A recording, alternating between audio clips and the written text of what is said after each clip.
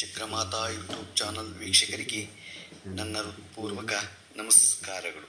ಸುಭಾಷಿತ.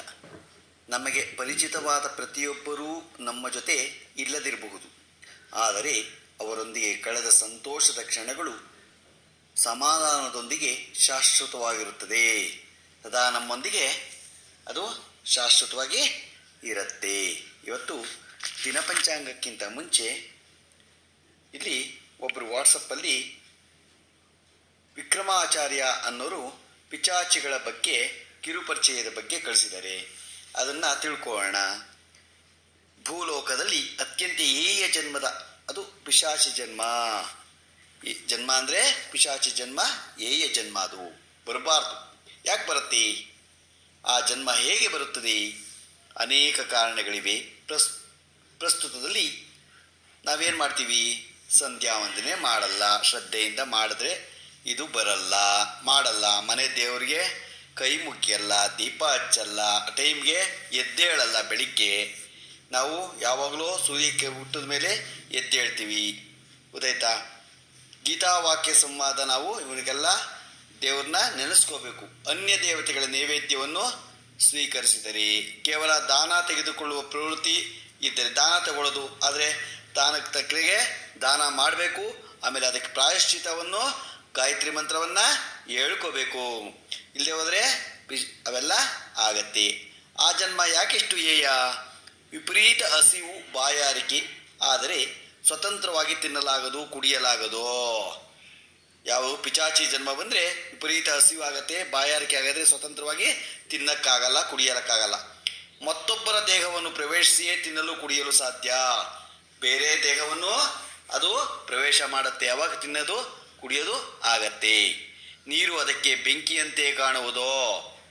ಅದರ ಆಹಾರ ಮಾಂಸ, ಮಲ, ಮೂತ್ರ, ಸುದೀರ್ಘ ಆಯಸ್ಸು.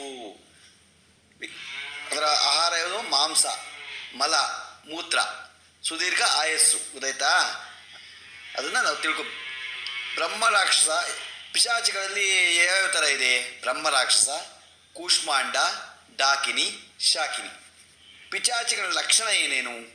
ಕಪ್ಪಾದ ಹಲ್ಲು, ಉಗುರುಗಳು, ಕರಾಳ ವದನ, ಒಣಗಿದ ತುಟಿ, ನಿಮಿರಿ ನಿಂತ ತಲೆ, ಕೂದಲು, ಕೆಂಪಾದ ಕಣ್ಣು. ತಲೆ ಕೆಲವೊಮ್ಮೆ ಭುಜದಲ್ಲಿ, ಮೊಣಕಾಲಿನಲ್ಲಿ, ಕೈಯಲ್ಲಿ. ಮುಖ ಕೆಲವೊಮ್ಮೆ ಹದ್ದಿನ ಮುಖ, ಕತ್ತೆಯ ಮುಖ. ವಾಸಸ್ಥಾನ ಎಲ್ಲಿದು? ನಿರ್ಜನ ಪ್ರದೇಶದಲ್ಲಿ. ಬೆಳೆದ ಆಲದ ಮರ, ಬೇವಿನ ಮರ, ಹುಣಸೆ ಮರ. ಬಿಡುಗಡೆ ಹೇಗೆ? ಸಜ್ಜನರ ಸಂಪರ್ಕದಿಂದ, ಗೀತಾದಿ ಶಾಸ್ತ್ರ ಶ್ರವಣದಿಂದ, ತೀರ್ಥ ಪ್ರೋಕ್ಷಣೆಯಿಂದ, ಮತ್ತು ನಾವು ದಿನನಿತ್ಯ ಮನೆಯಲ್ಲಿ ಪೂಜೆ ಮಾಡಿ ಸಂಧ್ಯಾವಂದನೆ ಮಾಡೋದ್ರಿಂದ ಇವೆಲ್ಲ ನಾವು ಬರೆದಾಗ ಮಾಡ್ಕೋಬೋದು. ಆಮೇಲೆ ಆ ಒಂದು ಇದಕ್ಕೆ ಬಿಡುಗಡೆ ಮಾಡ್ಕೋಬೇಕು. ಇಂಥ ಪಿಶಾಚಿ ಯೋನಿ ಬಾರದಿರಲು ನಮ್ಮ ಕರ್ತವ್ಯ ಏನೇನು ಮಾಡಬೇಕು? ಶ್ರದ್ಧೆಯಿಂದ ಸಕಾಲಕ್ಕೆ ತ್ರಿಕಾಲ ಸಂಧ್ಯಾವಂದನೆ ಮಾಡಬೇಕು.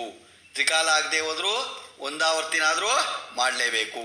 ಅನ್ಯ ದೇವತಾ ರುದ್ರಾದಿ ದೇವತೆಗಳ ನೈವೇದ್ಯ ಸ್ವೀಕರಿಸದೇ ಇರೋದು, ಏಕಾದಶಿ ವ್ರತ ಮಾಡದೇ ಇರೋದು, ಚಾತುರ್ಮಾಸಿ ವ್ರತ ಮಾಡದೇ ಇರೋದು, ಯಾವ ಕಾರಣಕ್ಕೂ ಆತ್ಮಹತ್ಯೆಗೆ ಪ್ರಯತ್ನವನ್ನು ಮಾಡದಿರುವುದು. ಯಾವಾಗಲೂ ನಾವು ಆತ್ಮಹತ್ಯೆಗೆ ಪ್ರಯತ್ನ ಮಾಡಬಾರ್ದು. ಇದು ನಿರ್ಜನ ಪ್ರದೇಶಕ್ಕೆ ಹೋದಾಗ ಗೀತೆ, ಹರಿಕಥಾಮೃತಾಸಾರ ಹೇಳುವುದು. ಇದರಿಂದಾಗಿ ನಮಗೆ ಅಭಯ ಪ್ರಾರಬ್ಧ ಕಳೆದಿದ್ದರೆ ಅವುಗಳಿಗೆ ಬಿಡುಗಡೆಗೊಳಿಸಿದ ಪುಣ್ಯ ನಮಗೆ ಬರುತ್ತೆ. ಅವಾಗ ನಾವೇನು ಮಾಡಬೇಕು? ಗಾಯತ್ರಿ ಜಪ ಹೇಳ್ಕೋಬೇಕು. ದೇವ್ರನ್ನ ಮೃತ್ಯುಂಜಯ ಮಂತ್ರ ಹೇಳ್ಕೊಂಡಾಗ ಇವೆಲ್ಲ ನಮಗೆ ಬರಲ್ಲ. ನಾವು ಆಚೆ ಹೋದಾಗ ಇದನ್ನು ನಾವು ತಿಳ್ಕೋಬೇಕು.